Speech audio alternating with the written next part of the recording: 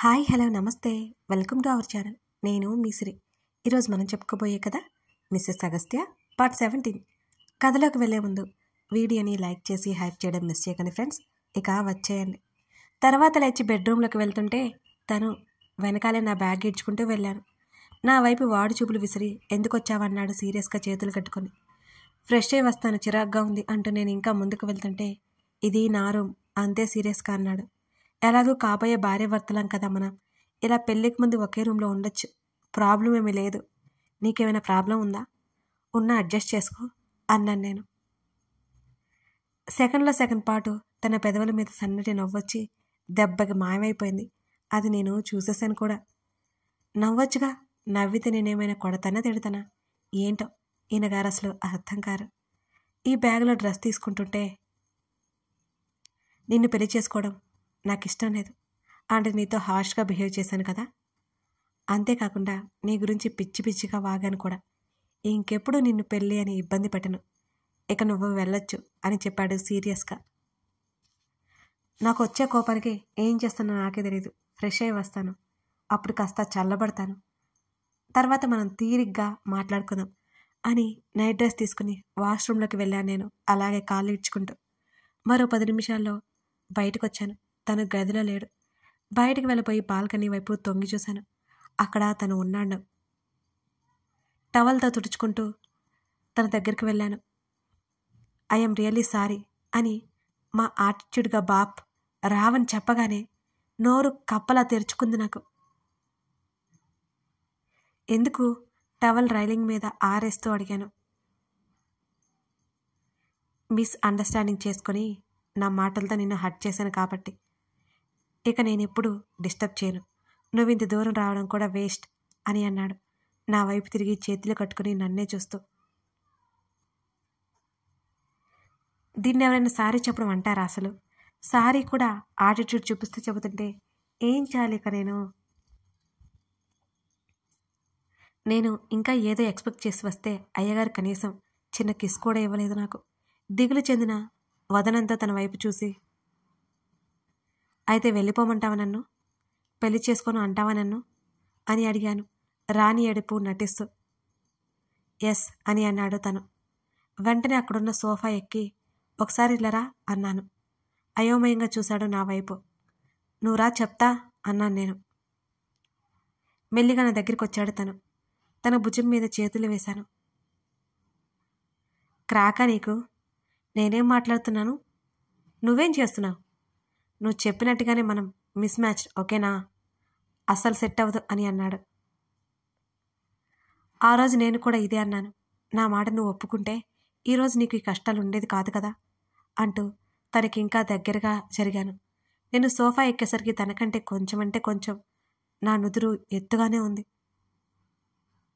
నా వైపు అయోమయంగా చూసి కొంచెం తల పైకి ఎత్తి చాలా భయంగా కంగారుగా ఉంది. ఎలాగైనా అడ్జస్ట్ చేసుకో, ఎన్నోసార్లు కలొచ్చింది సరేనా అన్నాను నేను. మెంట్లా నీకు? తలకి దెబ్బ తగిలి పిచ్చి పట్టిందా? తిక్క తిక్కగా వాగుతున్నావు, తిక్క మొహందానా అనేశాడు. అంటూ దూరం జరగబోతుంటే చటుక్కున మిస్టర్ అగస్త్యకి నా ఫస్ట్ కిస్ ఇచ్చేశాను. అంటే తను ఇప్పటికే చాలా కిస్సులు తీసుకున్నాడు అనుకోండి. నేనైతే ఇదే కదా ఫస్ట్ కిస్ ఇవ్వడం, అందుకే ఫస్ట్ కిస్ అన్నానన్నమాట. గట్టిగా కళ్ళు మూసుకుని నాకు రాని ముద్దు ట్రై చేస్తూ తన మెడ చుట్టూ చేతులు బిగించాను నేను. నా తల వెనక పట్టుకొని నన్ను దగ్గరికి లాక్కొని ఆర్ యు షూర్ అని అడిగాడు. అయోమయంగా చూసాను తన వైపు. నేను నిన్ను అన్ని మాటలన్నా మర్చిపోయావా అని అడిగాడు నా నుంచి దూరం జరుగుతూ. వెంటనే తన మెడ చుట్టూ చేతులు వేసి నువ్వు కావాలని అనలేదు కదా అని తన కళ్ళలోకి చూస్తూ చెప్పాను. ఇంత మంచిదానివేంటి నువ్వు అని అన్నాడు తను. కాకా పట్టుకు అని వెంటనే చెప్పాను తనకి. నేనంటే నీ కోపం కదా, అసహ్యం కదా అని అన్నాడు తను. అదంతా నీ ప్రేమ తెలియకముందు అని అతని చెంప మీద చేయి వేసి, అయినా నువ్వంటే కోపం ఉంది కానీ అసహ్యం లేదు అని తన్నే చూస్తూ చెప్పాను. గుర్తుపెట్టుకో, ఒక్కసారి నా లైఫ్లోకి వచ్చావంటే అసలు వదిలిపెట్టను, చివరికి నువ్వు అరిచి గీపెట్టినా నిన్ను వదిలేది లేదు అని అన్నాడు సీరియస్గా. సరే నిజమేనా? అలాగే చూస్తూ చెప్పాను. ష్యూరా అని తను మళ్ళీ మళ్ళీ అడుగుతుంటే చిరాకు వచ్చి, అవును మహాశయ, కాళ్ళు చేతులు నొప్పులు వస్తున్నాయి నిలబడి నిలబడి అని దీనంగా చూశాను తన్ని. నా నడుము చుట్టూ చెయ్యి వేసి ఒక చేత్తో నన్ను సోఫా నుండి కిందకి దించాడు తను. బిత్తరపోయి కళ్ళు తేలేసి మరీ తన వైపే చూశాను. అలా అంత ఈజీగా ఎలా ఎత్తేశాడు? వామ్మో, ఇంత బలమేంటి నీకు అని నేను ఆశ్చర్యంగా అడుగుతుంటే గట్టిగా హత్తుకున్నాడు నన్ను. ఉద్వేగం ఎక్కువైనట్టు తన 2 చేతులు నా తలని వీపు వరకు తడుముతూనే ఉన్నాయి. తన వీపు చుట్టూ 2 చేతులు బిగించి తన భుజం దగ్గర ముఖం దాచుకున్నాను నేను. చెప్పాను కదా, తాటి చెట్టు, అతనైతే నేను ఈత చెట్టు అని. నా చెంప కింద చేయి వేసి నా తలను వెనక్కి అని, I'm really sorry for everything అంటూ నా కళ్ళలోకి చూశాడు. తన మాటల్లో తన చూపులో నిజాయితీ కనబడుతుంది నాకు స్పష్టంగా. మిస్సెస్ అగస్త్య అవ్వడానికి రెడీగా ఉన్నావా అని నా చెంప మీద బొటన వేలితో నిమురుతూ అన్నాడు తను. తను ఆ మాట అడగగానే కన్నీళ్లు ఎందుకు వచ్చాయో తెలీదు. నీతో ఒక విషయం చెప్పాలి అని అన్నాను నేను. ఏంటది? నన్నే చూస్తూ అన్నాడు తను. నిజంగానే నేను నిన్ను రిజెక్ట్ చేయలేదు, నువ్వు నన్ను రిజెక్ట్ చేశావని మీ నుంచి కబురు వచ్చింది అని తన కళ్ళలోకి చూశాను, కొంచెం భయంగానే. డోంట్ వర్రీ, అదే తెలుసుకోవాలి అని అన్నాడు తను. ఏదో జరుగుతుందని నాకు అర్థమైపోయింది, తనకి కూడా తెలిసింది అనుకుంటా. ఇక వదులు, నా నడుము విరిగిపోయేలా ఉంది అన్నాను నేను. 2 చేతుల్లోకి తీసుకోగానే తన మెడ చుట్టూ చేతులు వేసి గట్టిగా పట్టుకున్నాను భయంతో. ఓయ్, గట్టిగా అరిచాను కంగారుగా. షటప్ అంటూ నన్నే చూస్తూ చెప్పాడు. నిలువుగా తల ఊపి తన్ని చూశాను. నన్ను తీసుకెళ్లి సరాసరి బెడ్ మీద వేశాడు మెల్లిగా. నా మీదకి చేరగానే భయంతో బిగుసుకుపోయాను. అగస్ అని మాటలు రాక అగ అని, అంతకంటే ఇంకా మాటలు రాలేదు నాకు. కానీ అలాగే పిలుస్తూ ఉన్నాను. ష్ అంటూ నా పెదమీల మీద తన వేలిని పెట్టాడు. గప్చుప్గా అయిపోయి తన్ని చూశాను. హత్తుకుని అలాగే పడుకున్నాడు పక్కనే. నిద్రొస్తుందా? కళ్ళు మూసుకుని ఉన్న తన ముఖాన్ని చూస్తూ తన జుట్టులోకి వేళ్ళు పెట్టి నిమురుతూ అడిగాను. మిస్ అయ్యానే నిన్ను, నీ మాటల్ని, నీ కోపాన్ని అని చిన్న గొంతుతో చెప్పాడు అతను. ఈ ఫీలింగ్ తన గొంతులోనే తెలిసిపోయింది నాకు. నాకు ఆకలేస్తుంది అన్నాను మూతి ముడిచి. కళ్ళు తెరిచి ఒక్కింత ఆశ్చర్యంగా చూశాడు. మారవా నువ్వు అంటూ లేచాడు నన్ను వదిలే. ఇప్పుడు నేనేమన్నాను? రా అంటూ బెడ్ దిగాడు. భుజాలు కదిలించి మెల్లిగా తన వెంట నడిచాను. జర్నీ చేసినందువల్ల బాడీ పెయిన్ స్టార్ట్ అయ్యాయి. త్వరగా డిన్నర్ చేసి టాబ్లెట్స్ వేసుకుని బజ్జోవాలి నేను. ఇద్దరం కిచెన్లోకి వెళ్ళాం. వంట రెడీ అయిందా? కుక్ ఎక్కడా అని అడిగాను నేను. కుక్ లేడు అని చెప్పాడు. అదేంటి? నేనే కుక్ చేసుకుంటున్నాను అని చెప్పాడు తను. నీకు కుకింగ్ కూడా వచ్చా? ఆశ్చర్యంతో నోరు తెరిచాను. క్యారెట్ ముక్క కట్ చేసి నా నోట్లో తోశాడు. అది నములుతూ మాట్లాడడానికి కష్టంగా అనిపిస్తుంటే పూర్తిగా పరపరా నమిలేసి, నీకు ఎలా వచ్చు కుకింగ్? నాకే రాదు అని ఆశ్చర్యంగా చూశాను. కాసేపు నోరు మూసుకుని ఉంటావా? నేను వంట చేయాలి అని కనీసం నా వైపు కూడా చూడకుండా వెజిటబుల్స్ కట్ చేస్తున్నాడు. ఏంటో తన బిహేవియర్ నాకు తేడాగా అనిపించింది. 1 వీక్ బ్యాక్ ఉన్న తను, ఇప్పుడు ఉన్న తను ఒకేలా లేడు. ఆ కోపం, ఆ సీరియస్నెస్ ఎడిపోయాయో తెలియట్లేదు నాకు. సున్నితంగా ఎలా బిహేవ్ చేస్తున్నాడేంటి? తను వంట చేస్తుంటే కిచెన్ గట్టి ఎక్కడానికి ట్రై చేశాను. అబ్బే, మన వల్ల కాలేదు.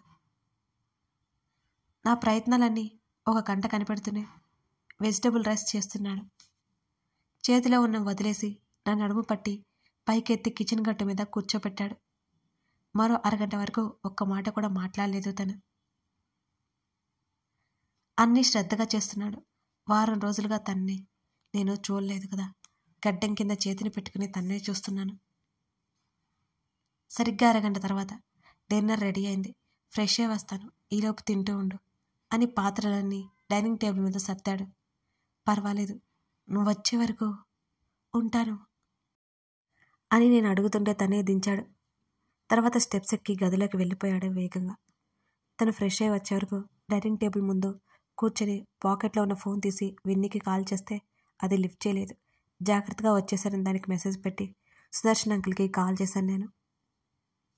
అంకుల్ అని నేను పిలవగానే నా గొంతులో సంతోషం తెలిసిందేమో ఆయనకు కూడా. శ్రీదా, అంతా ఓకే కదమ్మా అని అడిగారు ఆతృతగా. అవును అంకుల్, అంతా ఓకే. నా మీద కోపం ఏం లేదు తనకి. కానీ ఇక్కడికి ఎందుకు వచ్చేసాడో తెలియలేదు. నేను ఇంకా ఏమీ అడగాలి అనుకోలేదు అని నవ్వుతూ చెప్పాను. జాగ్రత్తరా, నువ్వు ఇక్కడ సంగతి ఏంటి పట్టించుకోవద్దు. కాకపోతే నాన్న నీతో మాట్లాడాలి అన్నాడు. వాడితో ఒకసారి మాట్లాడు. విన్నీనో నేను ఉంటాం కదా అని అన్నారు సుదర్శన్ అంకుల్. నాకున్న కొంచెం దిగులు కూడా పోయింది. డాడీతో మాట్లాడాలి తర్వాత. ఇప్పుడు టైం ఎంతో కూడా తెలియదు నాకు. అంకుల్తో మాట్లాడి కాల్ కట్ చేశాను. షార్టు టీషర్ట్లో వచ్చాడు అగస్త్య. కొత్తగా కనిపిస్తున్నాడు నాకు. నిజానికి తేడా అంతా నా చూపుల్లోనే ఉన్నట్టుంది. డైనింగ్ టేబుల్ ముందు కూర్చున్నాడు నా పక్కనే. ఇద్దరికి భోజనం వడ్డించాడు తనే. సైలెంట్గా తింటున్నాడు. ఏమైంది నీకు అని అడిగాను నేను. నేను అడిగిన ప్రశ్నకి సమాధానం చెప్పకుండా ఆకలేస్తుందన్నావు కదా, తిను అన్నాడు. నా వైపు ఒకసారి చూసి మళ్ళీ తినడం స్టార్ట్ చేశాడు తను. నా చేతికి దెబ్బ తగిలింది, తినలేను అంటూ మణికట్టు దగ్గర ఉన్న టీషర్ట్ని గబుక్కున చేతి వరకు లాక్కున్నాను. ఏంటి ఇప్పుడు తినిపించాలా నీకు అని అడిగాడు కళ్ళెత్తి నా వైపు చూస్తూ. అవునన్నట్టు నిలువుగా తల ఊపాను, కాస్త కంగారుగానే. స్పూన్తో రైస్ తీసి నాకు పెట్టాడు. ఓహో, అయ్యగారి చేత్తో తినట్లేదు కదా, మరి ఈ మాత్రం దానికి నేనెందుకు పెట్టించుకోవడం? తను పెట్టింది తిని నేను ఎలాగో తింటానులే, నువ్వు తినేసే అన్నాను నేను. పట్టు అంటూ మార్చి మార్చి పెడుతూనే ఉన్నాడు నాకు. నా పొట్ట ఫుల్ అయిపోయి బలవంతంగా తప్పించుకుని లేచి సోఫాలో కూర్చున్నాను నేను. ఫోన్ చూసుకుంటూ తీరిగ్గా తినేసి లేచి దగ్గరకు వచ్చి, ఇదిగో ఇదే నువ్వు రూమ్ అంటూ ఒక గది చూపించాడు. నాకు ఈ రూమ్ నచ్చలేదు, పైన రూమ్ నచ్చింది. నా వైపు అలాగే చూశాడు. నాకేం ప్రాబ్లం లేదు అన్నాను. ఇంకేం మాట్లాడకుండా పైకి నడిచాడు. మెల్లిగా తన్ని అనుసరించాను నేను. ఇందాక హడావుడిలో గమనించలేదు, కానీ రూమ్ చాలా బాగుంది. అదే విషయంతంతా చెప్పాను. ఏం మాట్లాడలేదు. బెడ్ మీద పడిపోయాడు. ఎందుకో కాస్త కంగారుగా అనిపించింది, కానీ మొండిగా తన పక్కనే కాస్త దూరంలో పడుకున్నాను నేను. మొబైల్ ఓపెన్ చేసి చూస్తూ ఉన్నాడు తను. తన వింత ప్రవర్తనకి నాకు చాలా చిరాకు వచ్చేసింది. సార్ అన్నాను నెమ్మదిగా. చిన్నగా పలికాడు. ఏమైంది తమరికి అని అడిగాను. ఏం కాలేదులే, ఇంతకీ ఈ రెస్పెక్ట్ ఎందుకో అంటూ నా వైపు తల తిప్పి చూశాడు అతను. తమరు ఇలా ఉండడం నాకేం నచ్చలేదు అన్నాను నేను. ఇలా అంటే అలా మళ్ళీ ముఖం తిప్పుకుంటుంటే నా చేతితో తన చెంప మీద చేయి వేసి తన ముఖాన్ని నా వైపుకు తిప్పుకున్నాను. అలాగే చూశాను నన్ను. నువ్వు ఇలా ఉండడం నాకేం నచ్చలేదు అన్నాను మళ్ళీ. నా ఒరిజినాలిటీ నీకు నచ్చట్లేదు కదా, నీకోసం ఇలా అలవాటు చేసుకుంటున్నా అని నవ్వాడు.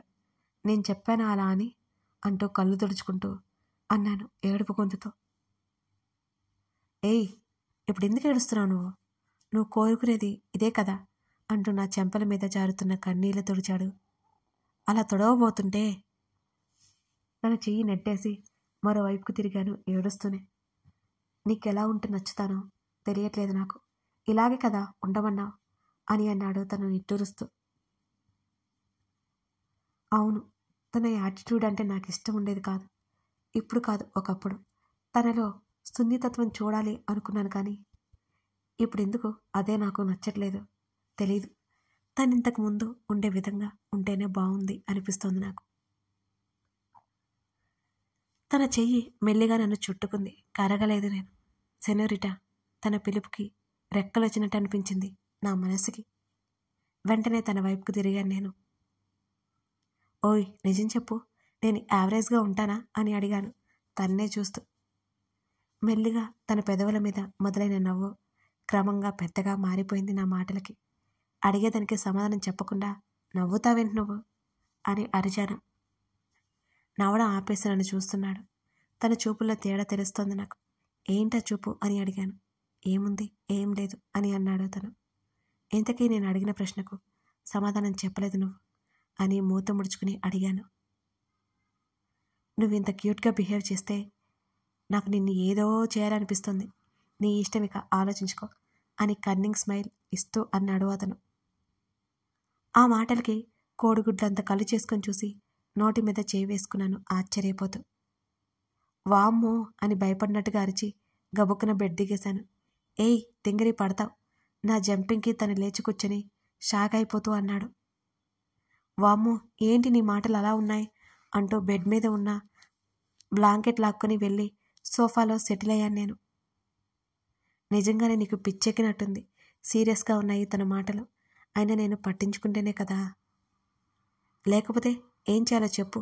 నీ మీద నాకు నమ్మకం లేదు అని ఆ విశాలమైన బెడ్ కంటే ఈ సోఫానే బెటర్ అంటూ సోఫాలో వాలిపోయాను నేను.